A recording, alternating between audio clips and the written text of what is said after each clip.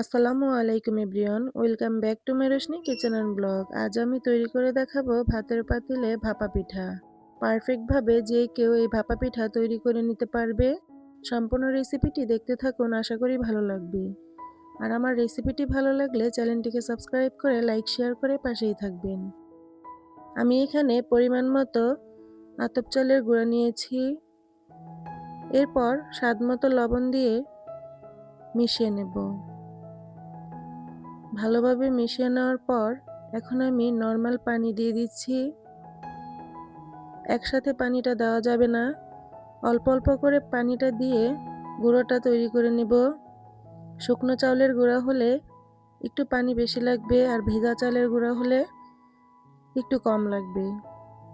এটা হাতের আন্দাজ করে গুঁড়াটা তৈরি করে নিতে হবে। দেখতেই পাচ্ছেন আমি কিভাবে অল্প অল্প করে পানি দিয়ে গুঁড়াটা তৈরি করে নিচ্ছি। যখন দেখবেন গুঁড়োটা হাতের মুষ্টি করে নিলে আবার হাত দিয়ে চাপ দিলে ভেঙে ঝরঝরে হয়ে পড়ে যাচ্ছে, এই পর্যায়ে বুঝে নিতে হবে আপনার চালের গুঁড়াটা সম্পূর্ণভাবে তৈরি হয়ে গেছে। এরপর আমি একটি চালনির সাহায্যে গুঁড়োটাকে চেলে নিচ্ছি। ঘরে থাকা যে কোনো চালনি দিয়েই আপনারা এই গুঁড়োটা চেলে নিতে পারেন। চালার কারণ হচ্ছে গুঁড়োটা যেহেতু দলা পেকে রয়েছে, এটা যাতে সম্পূর্ণ ঝরঝরে হয়ে যায়, এর জন্যই গুঁড়োটা চেলে নিতে হবে। আমার গুঁড়োটা চালা হয়ে গেছে, ঠিক এরকম করেই চেলে নিতে হবে। এরপর আমি খেজুরের গুড় নিয়েছি। খেজুরের গুড়টাকে অর্ধেক পরিমাণ বটি দিয়ে এইভাবে করে নিলাম। এখন ভাতের পাতিলে অর্ধেক পরিমাণ পানি দিয়ে বসিয়ে দিলাম। পানিটা ফুটিয়ে নিতে হবে। এইদিকে আমি পিঠাটা তৈরি করে নেব। এর জন্য পরিমাণ মতো নারকেল কুড়িয়ে নিয়েছি। কিছুটা বেশি কুড়ানো আর কিছুটা একটু লম্বা সাইজ করে কুড়িয়ে নিয়েছি। এরপর ঘরে থাকা একটি বাটি দিয়ে পিঠার শেপটা দিয়ে নেব। প্রথমে দিয়ে দিলাম চালের গুঁড়ো, এরপর দিয়ে দিলাম কুড়ানো নারকেল, আবার এরপর দিয়ে দিচ্ছি চালের গুঁড়ো।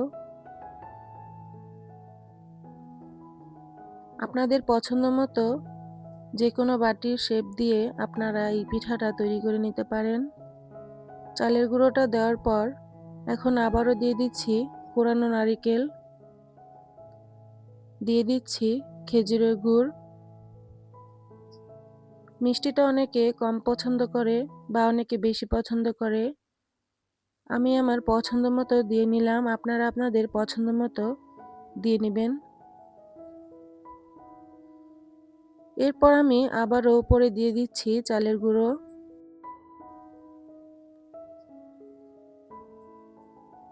রেসিপিটা সম্পূর্ণ দেখলে আপনারা খুব সহজেই বাসায় পারফেক্টভাবে তৈরি করে নিতে পারবেন ভাপা পিঠা। আমার পিঠাটা তৈরি। এখন আমি একটি জালি কাপড় নিয়ে নিলাম। আপনারা ঘরে থাকা সুতি কাপড়ও নিতে পারেন। কাপড়টা আমি আগে থেকেই ধুয়ে নিয়েছিলাম, এখন আর একটু পানিতে ভিজিয়ে নিচ্ছি।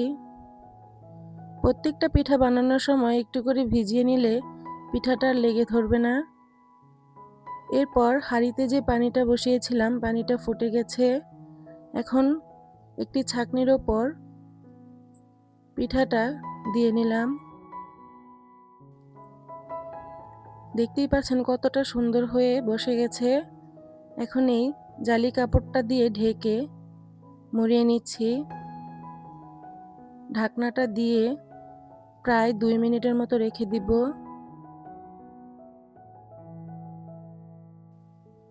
2 মিনিট পর ফিরে আসলাম। দেখতেই পাচ্ছেন আমার পিঠাটা কতটা পারফেক্টভাবে হয়ে এসেছে। এখন আমি নামিয়ে নিলাম। আশা করি আপনারা দেখেই বুঝতে পারছেন পিঠাটা কতটা পারফেক্টভাবে হয়েছে। অনেকের পিঠা হয়তো তৈরি করার পর ঝুরঝুরে হয়ে ভেঙে যায়। আপনারা যদি এই রেসিপিটা সম্পূর্ণ দেখে থাকেন, আশা করি আপনাদের পিঠাও এরকমই পারফেক্টভাবে হয়ে যাবে। একটি পিঠা তৈরি করে দেখালাম আপনাদের। যদি রেসিপিটি ভালো লেগে থাকে অবশ্যই কমেন্টে জানাবেন।